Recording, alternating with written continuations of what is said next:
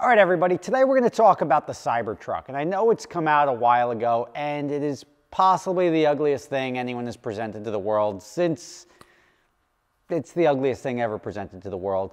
But I do have confidence that it is a good thing, regardless of the way it looks. I do think that an electric trucking industry is probably the way of the future. And I think the electric trucking industry is actually better than the electric car industry. And let me clarify why. I think electric sports cars are stupid. It's me. I get they're fast. I get the Tesla's fast. It does all sorts of cool stuff, and the electric fans will go nuts. The Rimac is fast. But at the end of the day, there is something about getting behind the wheel of a GT3 or a Pagani Zonda or just like these cars and driving them that stats don't. Like, there's a reason these cars, it's that excitement, that enjoyment. That's a sports car. Sports cars are designed for that. Pedestrian cars, all for electric. I think it's a great idea that nobody's burning gas, that they're plugging in their car, they're quiet, they're just moving people from point A to point B.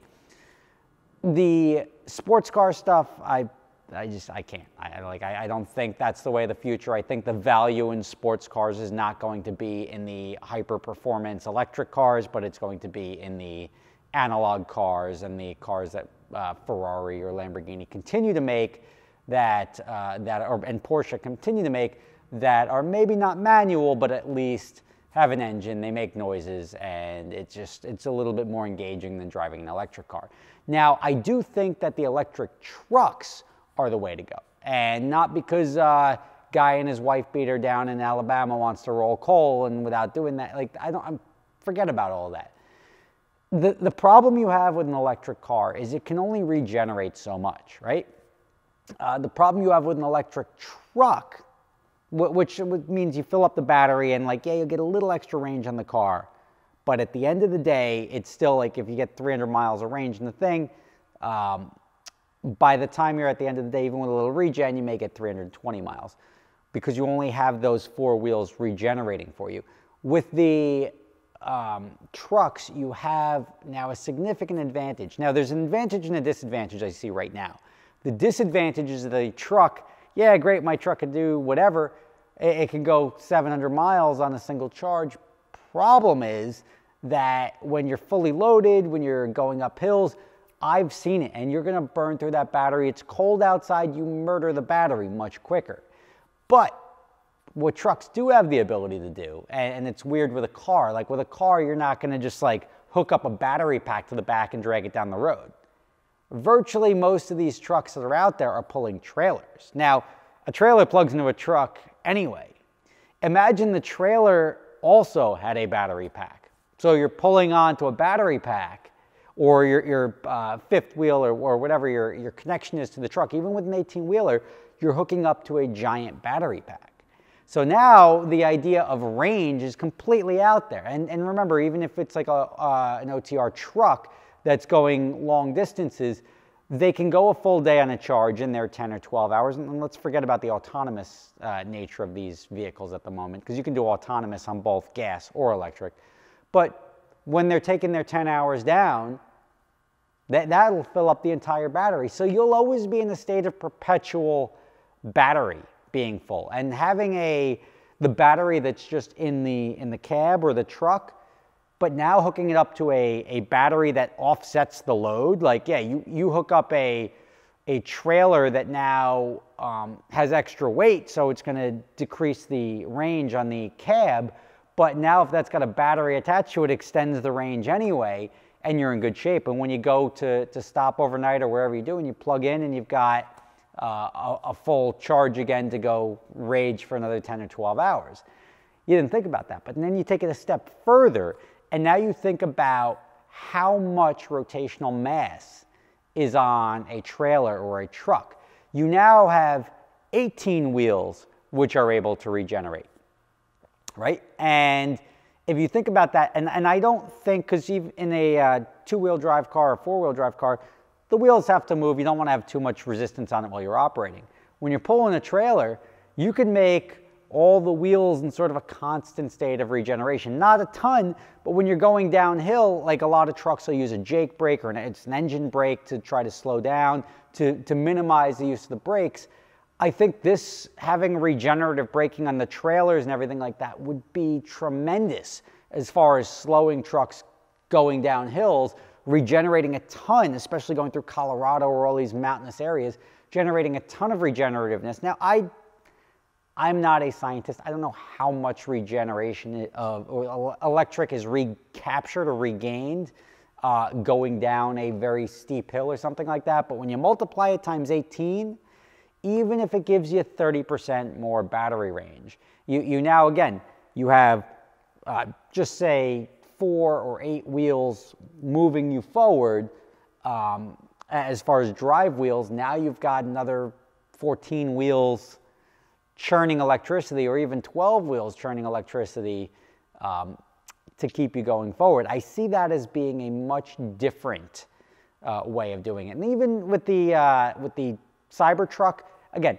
ugly. Do I care about the windows breaking? None of that makes any difference to me. The people that jumping at the stock, like, well, they got so many deposits. They got deposits at $100. Don't look at the statistics that everybody's lining up and that's any confirmation that this is a desirable vehicle, right? Because since when are people lining up $200,000 at a time to get a Cybertruck? These are all people that, oh, $100, it's a gamble. But it's a gamble with a guaranteed buyback. If you don't want the vehicle, they'll give you your $100 back. So at the end of the day, you have a non-commitment for something that if it's worth something when it comes out, you don't have to take delivery of it. You can sell it to somebody else. So I got early in line. I got a spot for the Cybertruck. So don't look at the deposits, the $100 deposits, which is a marketing gimmick more than anything. Don't look at the $100 deposits as an indication as to market demand for that. But if you look at the idea of the Cybertruck and the fact that you have a pickup truck, which is a very popular platform in the US especially, you have a pickup truck that you can then plug into your trailer. Like you have all these guys going to work. Imagine having these electric trucks and electric trailers, even on a construction site. You plug into your vehicle. You don't even need a temporary power unit. You don't need a generator. You just plug into that trailer and you can run all your tools all day off that big electric power source.